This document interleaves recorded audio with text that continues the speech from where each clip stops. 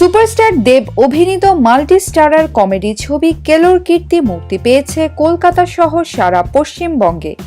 দেব ছাড়াও ছবিটিতে রয়েছেন জনপ্রিয় নায়ক অঙ্কুশ ও যিশু সেনগুপ্ত। নায়িকা হিসেবে আছেন সায়ন্তিকা, নুসরাত জাহান এবং মিমি চক্রবর্তী। ইতিমধ্যে বক্স অফিসে এক সপ্তাহ পার করেছে কেলোর কীর্তি। 7 দিনে কেলোর কীর্তি ছবিটির বক্স অফিস আয়।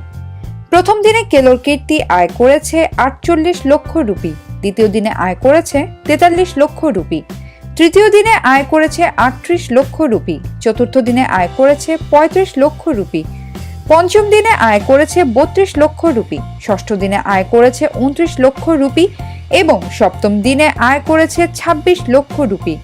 7 দিনে কেলোর কীর্তি সর্বমোট আয় করেছে 2,51 লক্ষ রুপি। টাকায় কনভার্ট করলে এ পরিসংখ্যান দাঁড়ায় 2,96 লক্ষ টাকা।